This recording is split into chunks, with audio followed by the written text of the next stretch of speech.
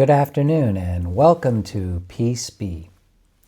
Before I start today's topic, which is billionaires, they're people too, love them or hate them, I wanted to take this opportunity to give a little bit of hope.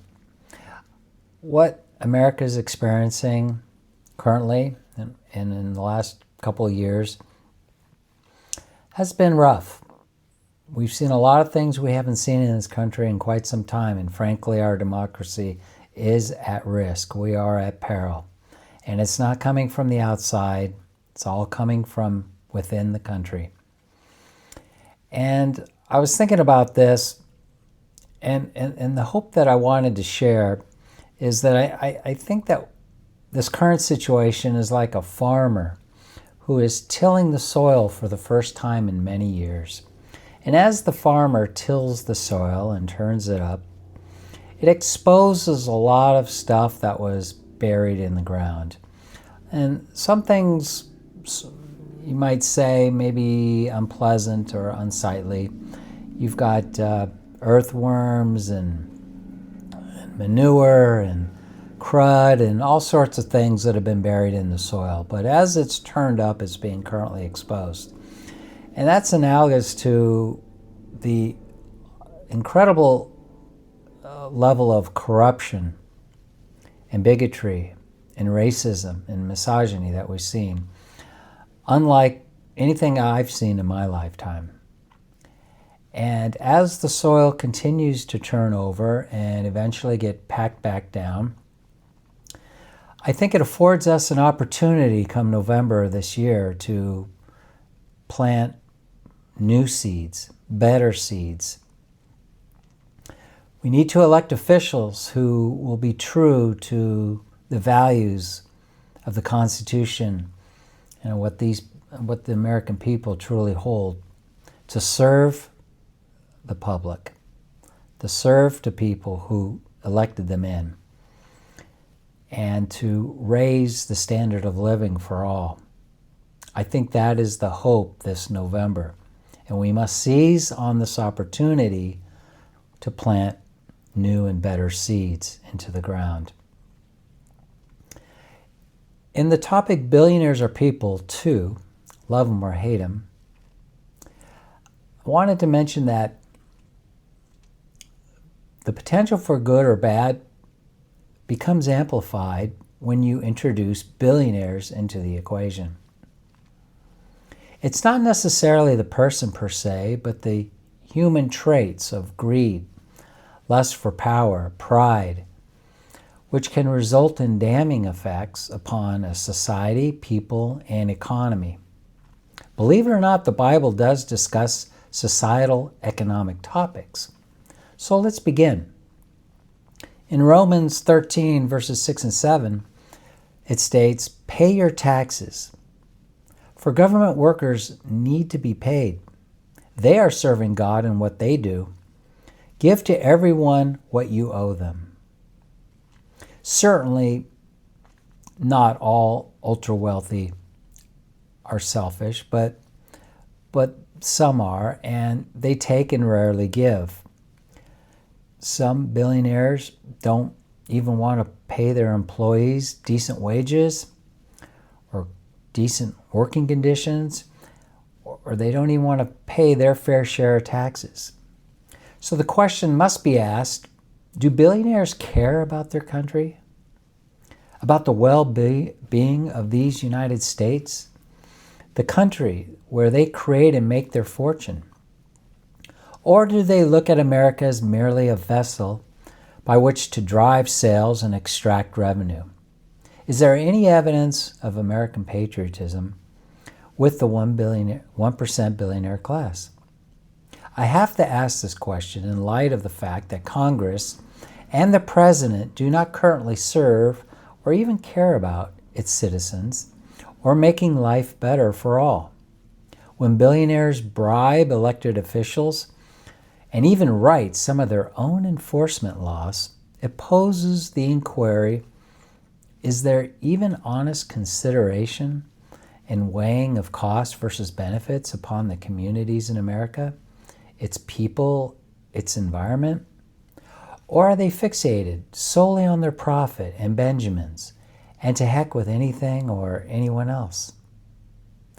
This is where our representative government is supposed to step in and make sure, for instance, that these AI data centers popping up everywhere are not harming the existing system in terms of drawdown of electric power, water, pollution, but they have been bought off. The representatives in Washington and even on a state level are serving their corporate masters. Therefore, I feel we must insist on 3 things as soon as possible. Number 1, the overturn of Citizens United Supreme Court ruling and toss it into the trash can of history.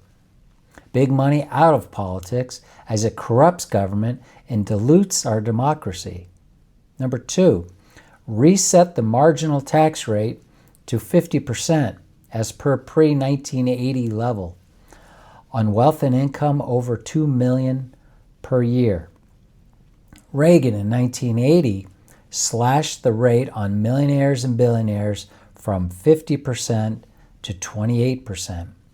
Our federal deficit exploded, and the middle class and standard of living has been on a slow decline ever since. Government in of itself is not the problem. We, the people, are the government. The problem is bad government, corrupt government. Number 3, remove the burden of medical, health care, insurance from businesses and corporations. Free them up to do what they do. Transfer medical care, its costs, its hassles to the Fed or state governments separate from business. This is already being done in most other advanced countries. Why would business not be behind this? This gets this medical mess off their plates. In Matthew 6:24, no one can serve 2 masters. You will hate one and love the other. You will be devoted to one and despise the other. You cannot serve God and be enslaved to money. I found it revealing that Trump broke tradition by deciding not to place his hand on the Bible for his swearing-in ceremony. Well, he admitted in a prior interview he never really considers God or prayer. In Luke 12:48, when someone has been given much, much will be required in return. When someone has been entrusted with much, even more will be required.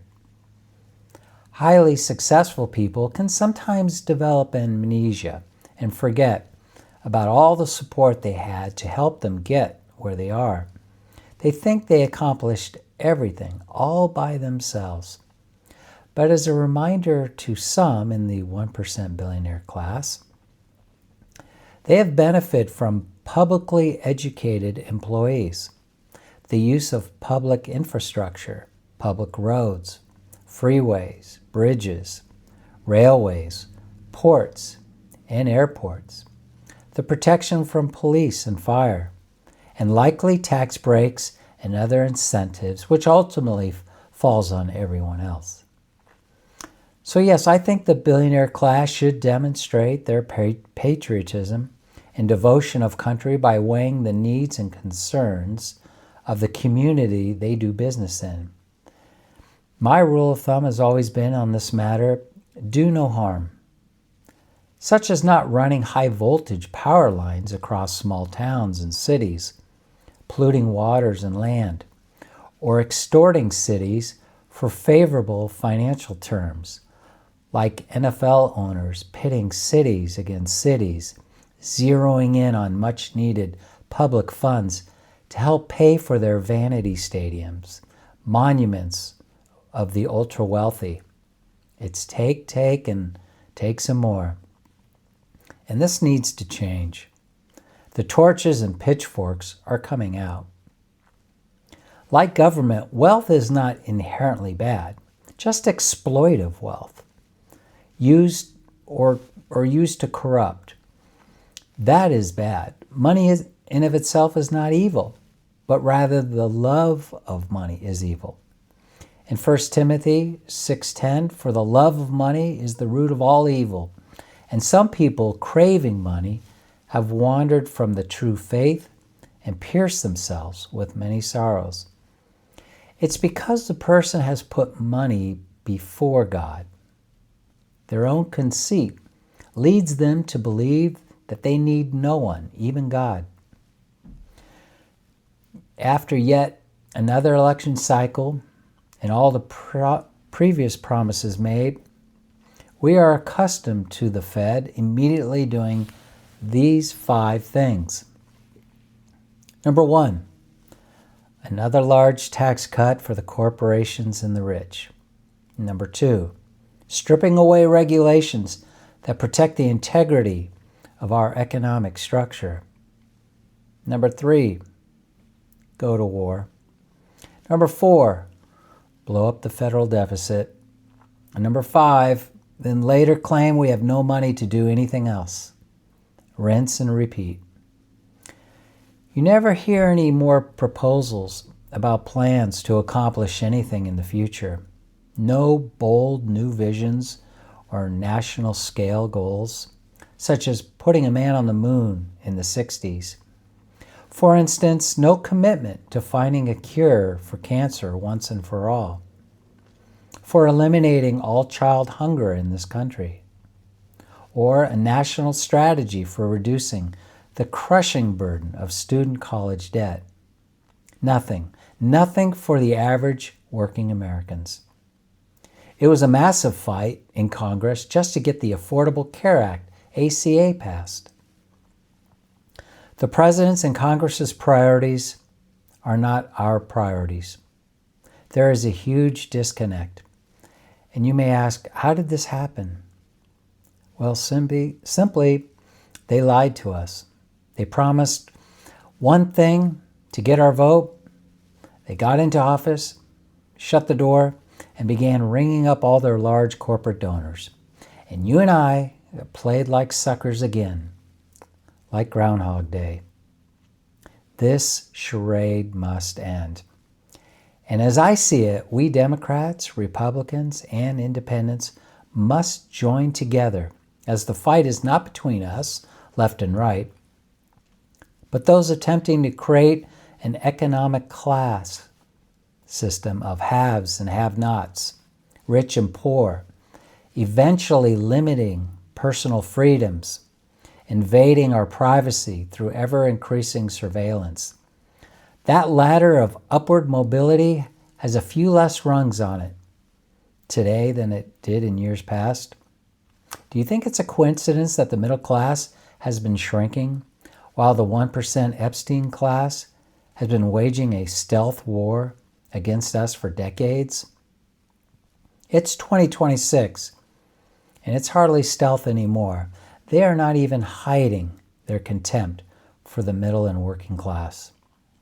Okay, we consumers have the money and we have a vote. Let's use what leverage we have, become intentional with our spending and save, and band together and vote for the person running for office, not the party. Screw the media news. They are working for the 1% who we are now fighting. Ask yourself, if I continue voting the same way, should I expect a different result? Republicans run 8 of America's 10 poorest states. Let me repeat. Republicans run 8 of America's 10 poorest states. Just saying. Mississippi, Louisiana, West Virginia, Arkansas, Alabama, Tennessee, Oklahoma, South Carolina, New Mexico, and Kentucky. If your college football team was ranked near the bottom year after year, would you keep the same coach? Integrity matters, intelligence matters, and courage matters. And that applies to we the people as well, not just the candidates. For Thomas Jefferson declared that an enlightened citizenry is indispensable for the proper function of a republic. Indispensable. Jefferson reiterated this concept throughout his life, emphasizing that an educated and informed citizenry is the only safe guardian of liberty and self-government. And least I need to elaborate on the intelligence and wisdom of Thomas Jefferson. John F. Kennedy once remarked in 1962 while hosting a gala at the White House honoring Nobel Prize winners, "I think this is the most extraordinary collection of talent, of human knowledge, that has ever been gathered together at the White House, with the possible exception of when Thomas Jefferson dined alone. We can do this, but our tent will have to be the largest it's ever been. We need to fight back against those wasting our money and stealing our money." Thank you. Hope you enjoyed this. Hope it spurs some conversation. Have a nice afternoon, and we'll see you on the next one.